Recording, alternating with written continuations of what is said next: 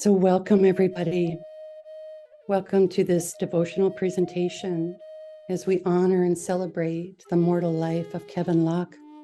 Tokea Inajin. I'm Mary Lou Miller. I'm co-president of the Patricia Locke Foundation, along with Louise Prophet LeBlanc. Kevin's wife, Shaylon, will be sharing some thoughts about Kevin's life of service. We'll have a few prayers and quotes, a couple of video songs, and we'll have a space in the middle of our devotional program for people to share some of their recollections and memories of dear Kevin. O thou provider, O thou forgiver, a noble soul hath ascended unto the kingdom of reality and hastened from the mortal world of dust to the realm of everlasting glory. Exalt the station of this recently arrived guest, and attire this long-standing servant with a new and wondrous robe. O thou peerless Lord, grant thy forgiveness and tender care, so that this soul may be admitted into the retreats of thy mysteries, and may become an intimate companion in the assemblage of splendors. Thou art the giver, the bestower, the ever-loving. Thou art the pardoner, the tender, the most powerful. Abdu'l-Baha. And now concerning thy question regarding the soul of man and its survival after death. Know thou of a truth that the soul, after its separation from the body, will continue to progress until it attaineth the presence of God in a state and condition which neither the revolution of ages and centuries nor the changes and chances of this world can alter. It will endure as long as the kingdom of God, his sovereignty, his dominion, and power will endure. It will manifest the signs of God and his attributes, and will reveal his loving kindness and bounty. Baha'u'llah. Baha'u'llah, everyone. My name is Jaylon Iskor Locke, and I would like to share a few words particularly about Kevin, whom you all know and love so much. Kevin Locke's, particular about his service and the central crux of his life as I come to know him for about 14 years of his life, his service. So it is very, as you all know, and I will keep it very short, but there's one point I like to make, which is I think sometimes misunderstood or not even reflected on, which happens to be the real central force behind how powerfully impactful he was in the message he departed to children and youth and adults, and anyone who came in contact with the message that he departed. Kevin had this uncanny ability to touch people. They'll come to his programs, whether children, youth, or teachers, or administrators, or parents, or fellow Baha'i community members, or adults, or elderly. Could be in prison setting. I don't know how many times we went to various different places. I have accompanied him, and I know that people will come into these programs one way and they will certainly leave another way. So it was an instantaneous transformation of the soul, which was an amazing thing to really see and witness. It was like alchemy, almost like alchemy, how he could take someone and just elevate that spirit and soul to a different place that they never could even imagine before they came there, right? This thing that Kevin used to say all the time, very frequently, and I don't know if you have heard him say it, you may have seen so many videos where he repeatedly and tirelessly describes what he does. And he says what he does is that he never considered himself a performer. He never considered himself an entertainer or even a cultural performer. He used to call himself an educator. And when you ask him, what do you educate? He never considered himself an educator of indigenous culture or Lakota culture, or he would say he uses his Lakota heritage as an indigenous culture for a bigger purpose. And that bigger purpose was creating a positive awareness of the oneness of mankind, creating a positive awareness in the person who's watching him about the oneness of mankind. And he used his Lakota heritage, as he used to say to me, we all come from a place on this planet. I mean, I come from, I'm Turkish, 100%. Here's Kevin, who has heritage Anishinaabe, Lakota, as well as Euro-American heritage. And every one of us come from a place. We have a cultural heritage that we bring to the table. When we enter into recognizing and appreciating oneness of mankind, we all come from a place of reference, and that place of reference is where we grew up, our cultural ways, our identity. So that is our strength, where we draw our strength from those cultural identity and where we come from, and we use those things as tools to spread the oneness of mankind. So each one of us, we have our own unique way because we come from a different place and a different culture. And we just bring that to the table and we use it as a tool to spread how beautiful it is, this balance, harmony of interrelatedness of creation, the entire world, the entire planet, the whole mankind as one family is. So that's what he used to do. So if you ask him, he would say he's not interested in tribal specific or culture specific program. He has no interest in performing, and that's what he does, you know, performing about his culture being the end point of what he does. Because they're better dancers, he used to say. They're better dancers, they're better singers than me. I don't do that. But what he did so beautifully and so impactfully and so powerfully, as we know, because we witnessed this, is his ability to use his cultural themes for a positive awareness of oneness of mankind. So this is the one thing I'd like to share about my husband, my friend, someone that I admire, my partner in service in our common shared belief in oneness of mankind. He, whenever we really use our own heritage, our own knowledge, and where we come from, our roots, in service to the cause of oneness, then miraculous and mysterious things start happening, and his life is actually a testament to that. So thank you so much, and that's my 5 minutes.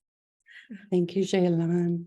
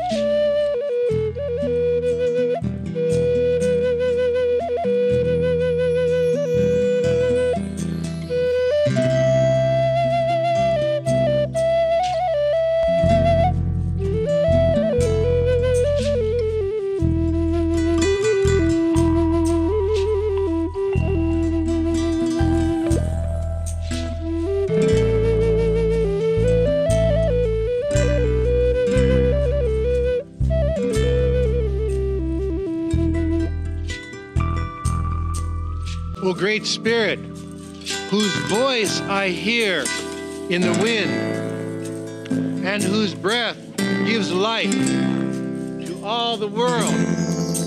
Hear me, I am small and weak. One of your many children am I.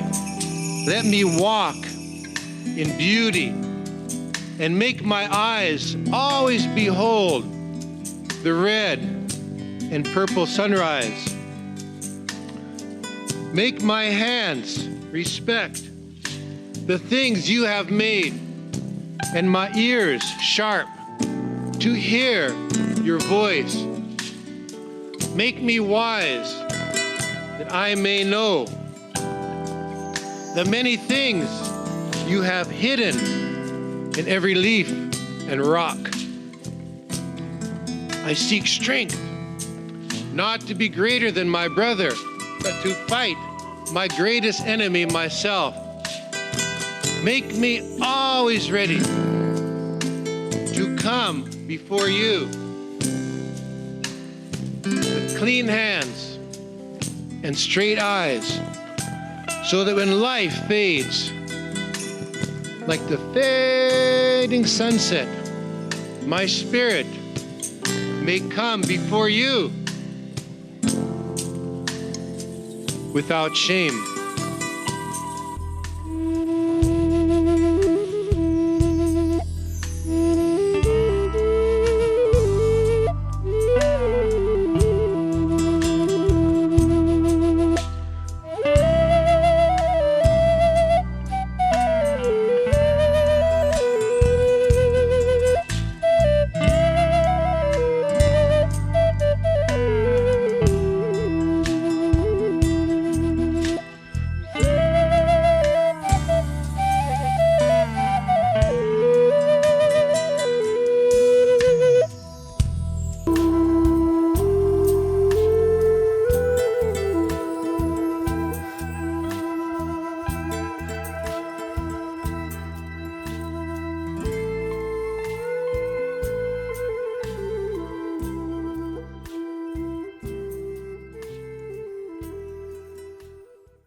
O Lord my God, praise and thanksgiving be unto thee, for thou hast guided me to the highway of the kingdom, suffered me to walk in this straight and far-stretching path, illumined my eye by beholding the splendors of thy light, inclined my ear to the melodies of the birds of holiness from the kingdom of mysteries, and attracted my heart with thy love among the righteous. O Lord, confirm me with the Holy Spirit, so that I may call in thy name amongst the nations, and give the glad tidings of the manifestation of thy kingdom amongst mankind. O Lord, I am weak. Strengthen me with thy power and potency. My tongue falters. Suffer me to utter thy commemoration and praise. I am lowly. Honor me through admitting me into thy kingdom. I am remote. Cause me to approach the threshold of thy mercifulness.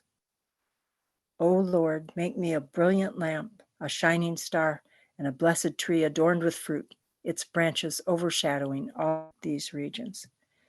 Verily, thou art the mighty, the powerful, and unconstrained.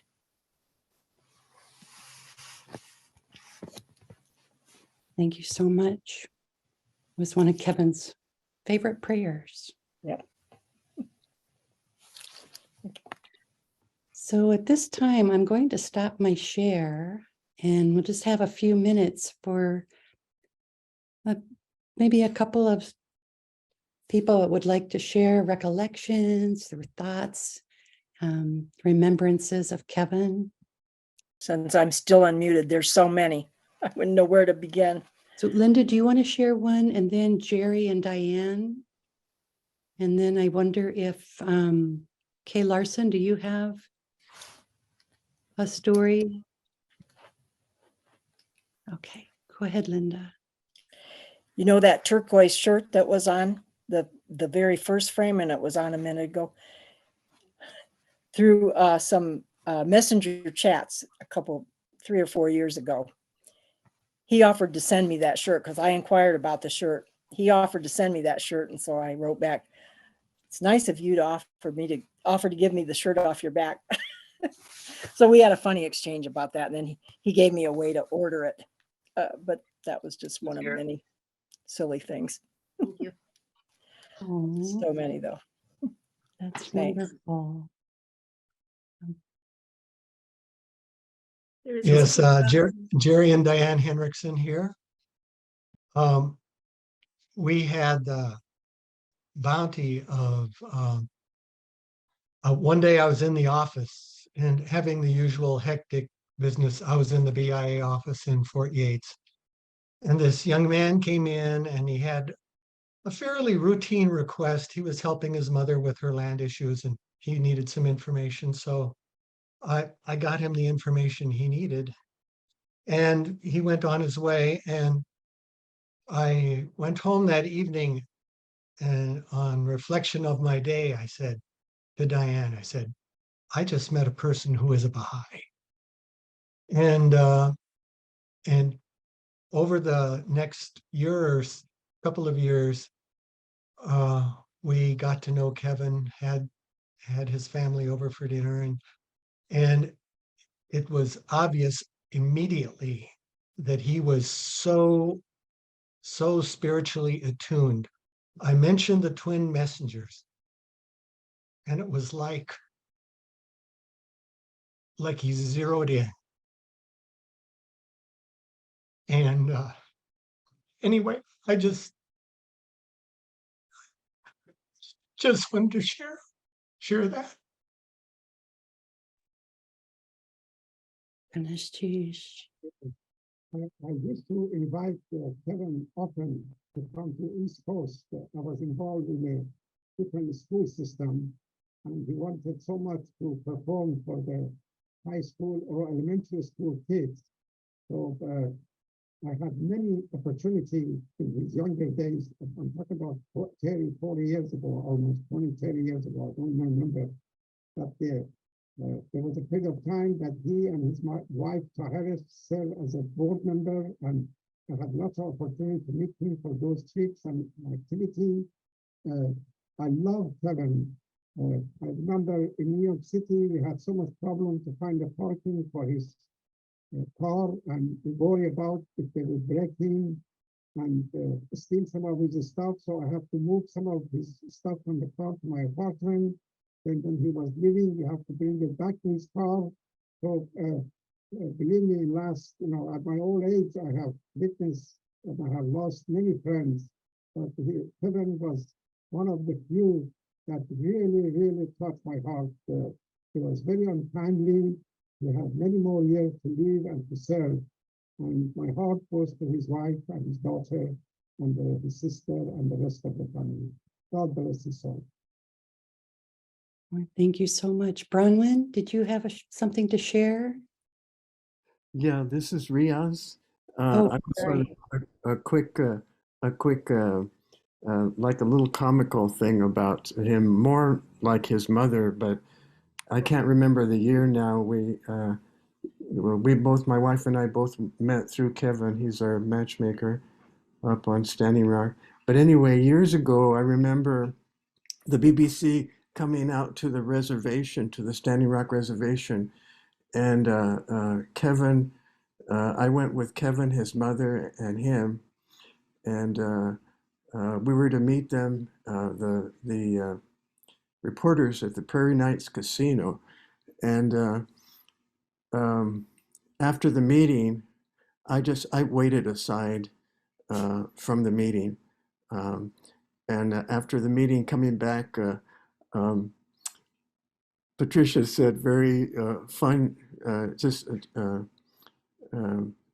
she was saying she had to educate the reporters about the Nina, the Pinta, and the Santa Maria. So it was just a little bit of joke we had on the way back. Anyway. Well, thank you so much. Vic? Yeah, just a couple of things. It was a few years back that he actually stayed at our house here for about a week. He did a number of performances in Fort Wayne, Indiana through the years. And so he spent a week here. And one evening, I know I pulled out the guitar and I was playing, and he pulled out his flute. So we had a little duo going that was neither folk music nor indigenous, but it was something that we did together. Not sure what we'd call it, but it was fun. And then it was last year, Kathleen? Yeah. Last year we actually went on pilgrimage. We went to Bear Butte and to Bear Tower and a number of things. And during our trip, we went up to Wakpala. Is that how you pronounce it, I believe? We went to his home in Wakpala. And He was just coming back from doing children's classes, I think, in Wyoming. But at any rate, so we got there and we spent about a half an hour to an hour in his backyard picking glass out of the yard because the winds had blown through there so bad they blew the window out. So, you know, that's like a real spiritual thing. We're just out there picking up glass in the yard, and just feeling the wind blow across the tall grasses in the backyard between that and the river. It was beautiful. And we sat for a while and, you know, just talked. That's all in his house. And so he gave Kathleen a gift, which I am wearing now because I liked it better than she did. Not true. Untrue. I wanted it, but I love my husband. So, but it was a very nice time. And it, you know, like I said, it was only about a year ago that we did that. And it was just very pleasant. We've been able to spend time in each other's homes at various points in history. Wonderful. Thank you.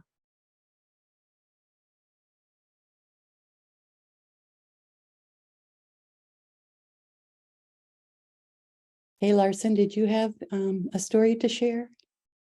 Well, thank you for inviting me. Every one of us has stories. Shalon, you nailed it.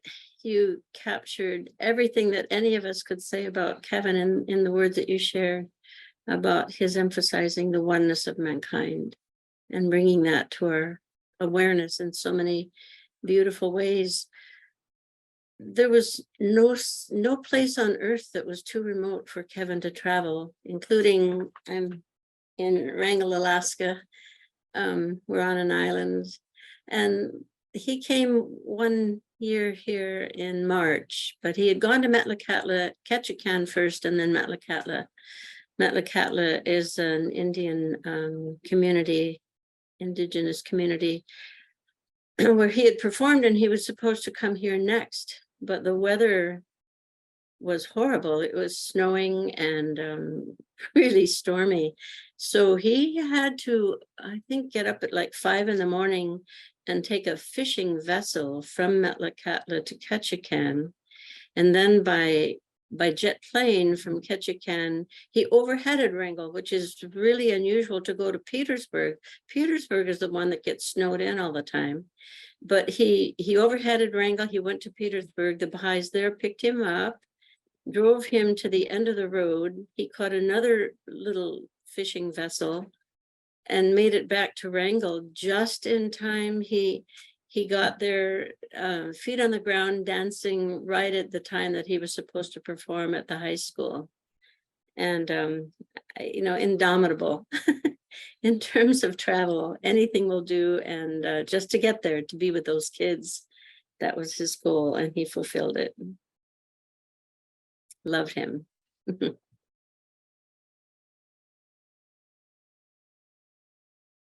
Wonderful. Thank you so much. I think, Give it a few more minutes. Maybe. yeah, Anyone we have wants to jump in? Kath, Vic, did you have another story? Your hand is still raised.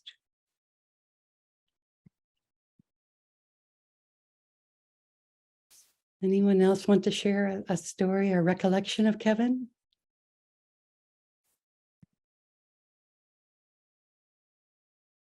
Karen Jens raised the hand. Yeah, please. Go ahead. Mute my, oh, I can unmute myself. Hi. Yeah, I'm here with my husband, Jeff, but I couldn't rename somehow. And we've known Kevin a lot over the years because we've done a lot on the reservations in South Dakota Police. He has Alzheimer's now, unfortunately, but was just out in the community telling people everything is of God and we all have to come together, and that's still the theme. But anyway, thinking about Kevin, I was thinking about a time that I worked on the Red Lake Ojibwe reservation in Minnesota, but we lived in a little rural conservative community, and he came to stay with us and brought some of the Aboriginal dancers from the World Congress, so this must have been 1992, and brought them up to Red Lake and had them dance, and they had a great. And then we left in our car, he left in his car, And he passed us on the road, and I drive kind of fast, but I don't drive that kind of fast. And then we got back to our house and he said, "What happened to you? Did you break down or something?" He was just his humor. It was just fun. And then we were interviewed by the conservative, the newspaper in our little tiny off reservation town, and I was trying to keep a low profile there, even though we'd made it clear we were Baha'is and we'd sent things to all the churches, which never were responded to. So anyway, the newspaper, his name is Kevin, my name is Karen. The newspaper, was quoted as saying, we are here to emblazon the name of Baha'u'llah across the prairie lands and prairies, but they miswrote it and they wrote Karen said. So I said, okay, the mask is off. Nobody can beat with that, but it was just funny and fun. And so yes, we miss him terribly. And thank you all for being here. And Thank you. thank you. Kevin would do anything you asked him. He wanted his time filled up. He'd been to South Bend several times since 1991, when the Baha'is up in St. Joseph, Michigan brought him to a place called Landmark Center. And that's where we first got acquainted with Kevin. We took our daughter, Jenny. She was 5. She had just turned 5. I think that's right. And he's met 4 generations of my family now, because my dad was still alive. Just all the amazing things over the years. And I was driving him quite a bit. And one humorous thing that happened was that my ex-husband, Jim, we were supposed to drive to Midway Airport and pick up Kevin. This was in 1993, I think. Yeah. And at the last minute, Jim decided he didn't want to drive. So I drove, and I had never driven in Chicago before. But we got to Midway, picked him up. He was waiting right on the curb there. So we started driving back. All of a sudden, Kevin said, "I think we're going the wrong way." Because it was getting dark. There wasn't any big bright lights or anything. He said, "I think we're going the wrong way." So yes, we were going the wrong way. I missed some kind of turn or whatever. But that's not what I meant to say. What I meant to say was how Kevin, my sister was in the hospital. He went to go visit her and played his flute for her.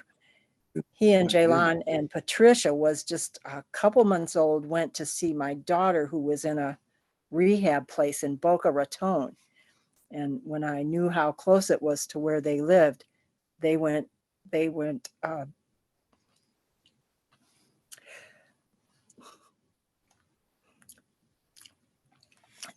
visit her, but we lost her 2 years ago.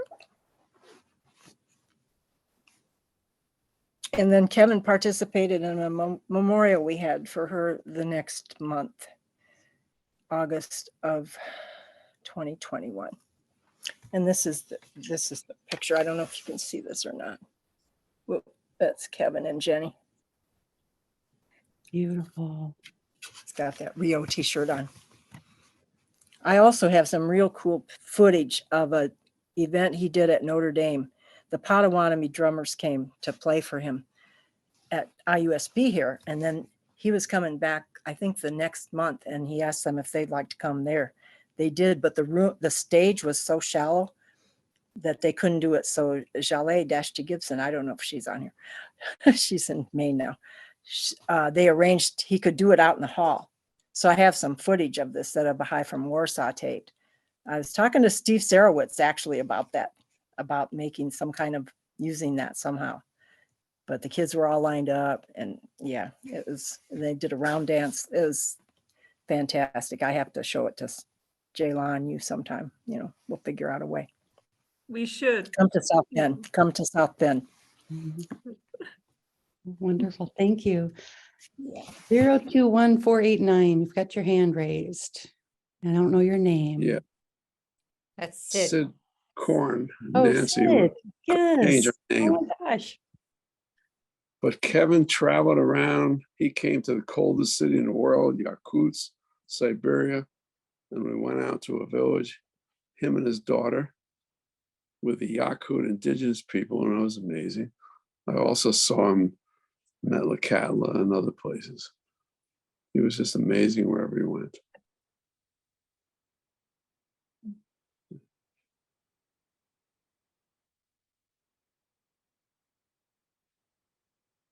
Thanks, Sid. It's good to see you, sir. It's been a while. Bye. Louise, dear Louise.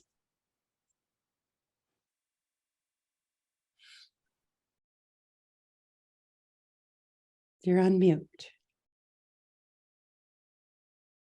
Thank you, Mary Lou.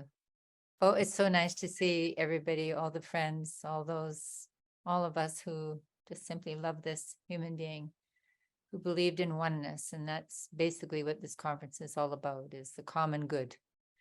And I know the last time that Kevin came to Ottawa, he was there for some arts meeting, but he called me up and he said, "Hey, what's the closest reserve to Ottawa?" I said, Giriganzibi. He said, "Is that en route to your place?" I said, "Yeah." He said, "I'd like to go there." I said, "All right." So I contacted the principal and teachers, and oh my goodness, he had all the kids in the gym all dancing with him. And so he danced with the younger ones first and then with the older ones. But as he was dancing with the younger ones, I heard a couple of the maybe 12-year-olds, they were saying, "Man, that old guy's got he's got the roots." He said, "Hey, he's got what it takes, you know." And this other little boy said, "Yeah, he's got the moves." And he also gave a class there. He had these, all of these Native American flutes. He got them made. They were plastic, but he said they're perfectly good. And he said, you know, he really was happy, and he had a whole bag of them. And he brought them into the class, and everyone had a flute. He even gave me one. He said, "Think you got to be in this class too." So he made the elder, he didn't make them. He invited the elders to also participate, which they were very happy to do.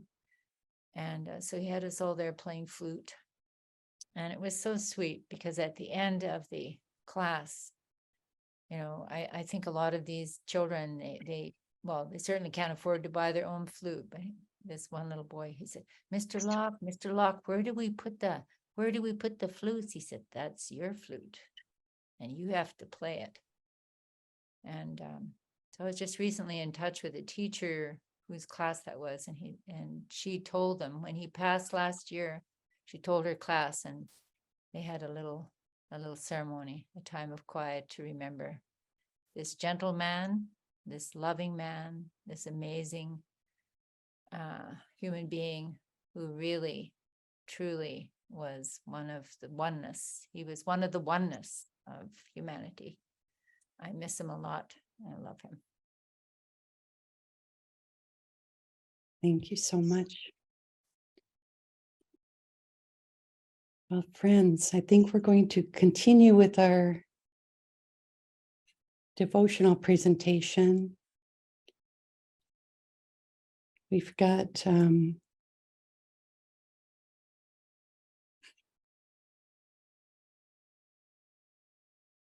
another prayer, and it is Jacqueline. O my Lord and my hope, help thou thy loved ones to be steadfast in thy mighty covenant, to remain faithful to thy manifest cause, and to carry out the commandments thou didst set down for them in thy book of splendors, that they may become banners of guidance and lamps of the company above, wellsprings of thine infinite wisdom, and stars that lead aright, as they shine down from the supernal sky. Verily, thou art the invincible, the almighty, the all-powerful, Abdu'l-Baha.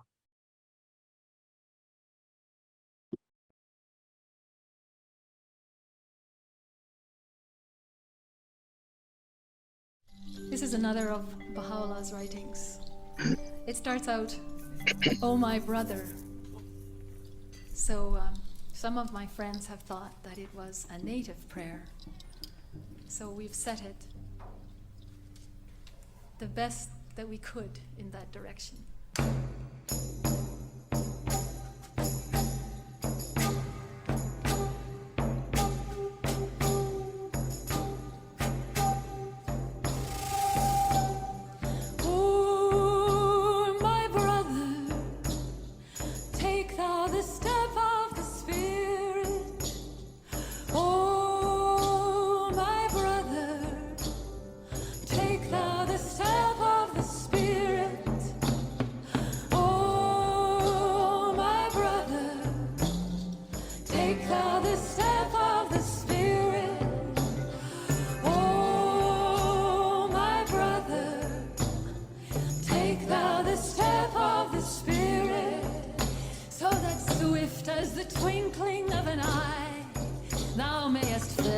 Through the wilds of remoteness and bereavement,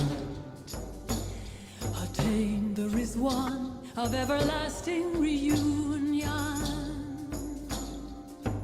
and commune with the heavenly Spirit.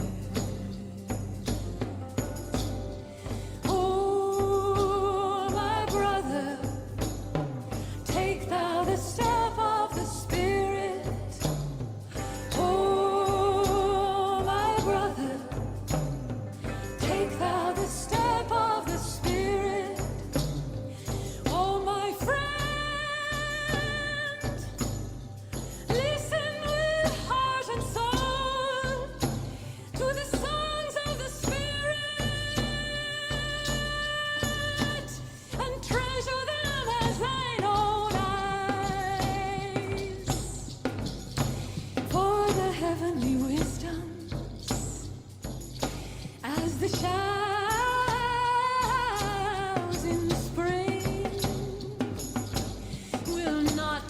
Rain down on the earth of men's hearts forever.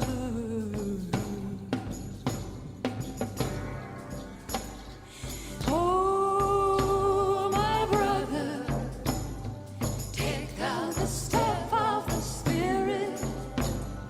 Oh, my brother, take thou the step of the Spirit.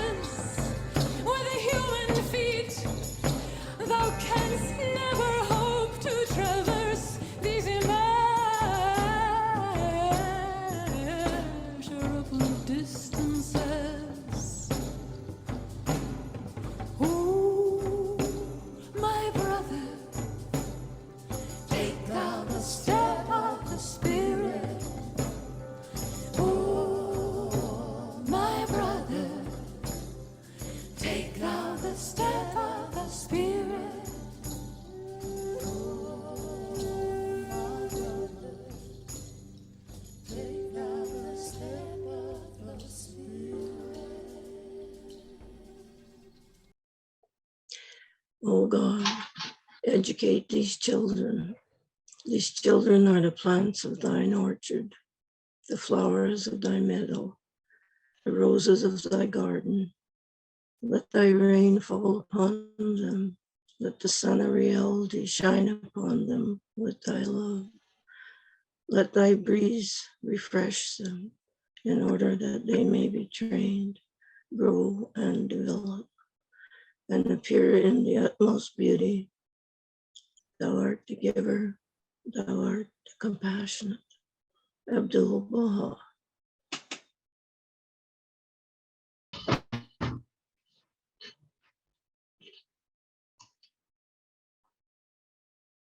Please welcome Nancy Ward.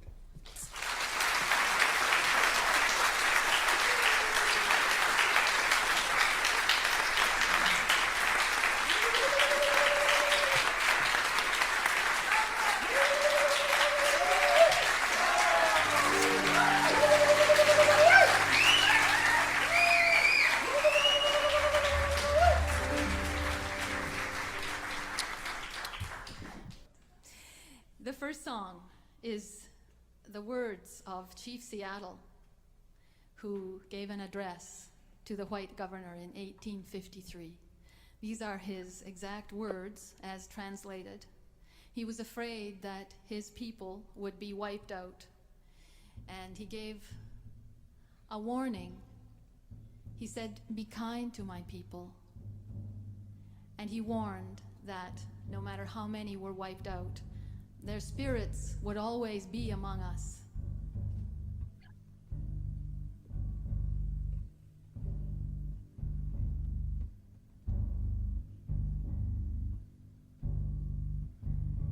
When the last red man shall have perished, these shores will swarm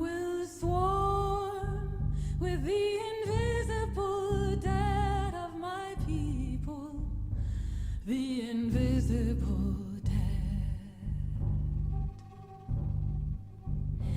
When your children's children think they are alone, in the field, in the store, on the highway, or in the silence of the pathless woods, they will not be alone. Deal kindly with my people, for the dead are not powerless. Deal kindly with my people, for there is no death, there is no death, there is no death, only change of words. Change of words, change of words, change of words. There is no death, only change of words.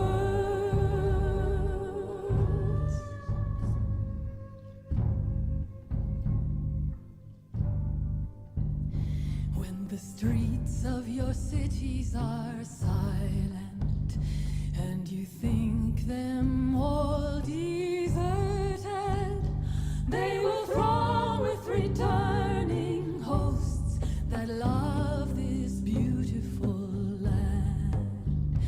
Deal kindly with my people, for the dead are not powerless.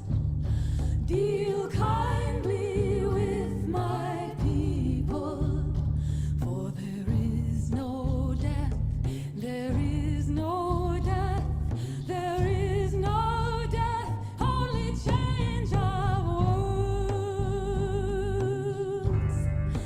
Change of words, change of words, change of words. There is no death, only change of words. Change of words, change of words,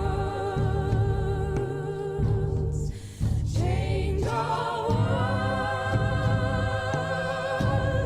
There is no death, only change of words.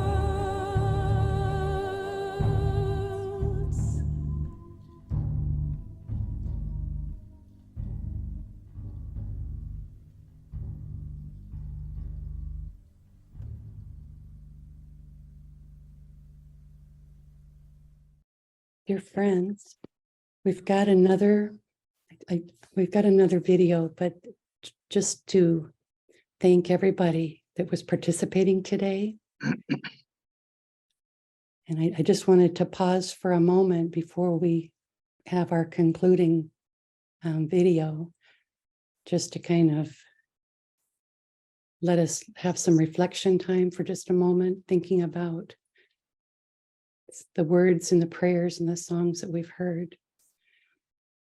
And it's been so delightful to hear some of the recollections, the stories, and the delightful memories that people have of dear Kevin. And many of you mentioned, some of the humorous comments that he's made, some of the humorous, the jokes that he's made.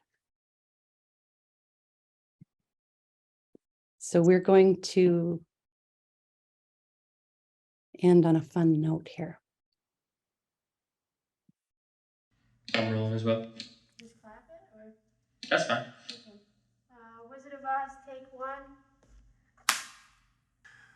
Well, I could while away the hours, making birds and trees and flowers, a-dancing in a loop. My feet would be a-flying, and I'd be out there trying if I only had a hoop. Celebrating unity, the oneness of humanity, all people in one group. The way I really want to be, one big, big human family if I only had a hoop. Well, I could show you why the world is really one. I could show exactly how it's done. And better yet, we'd have some fun. Well, I'd be out there grooving, every part of me a-moving, a-dancing till I droop. And I could get my rhythm, the singers, I'd be with them if I only had a hoop. Well, I could show you why the world is really, really one. I could show exactly how it's done. And better yet, we'd have some fun. Well, I'd be out there grooving, every part of me a-moving, a-dancing till I droop. And I could get my rhythm, the singers, I'd be with them if I only had a brain and a heart and the nerve and a hoop.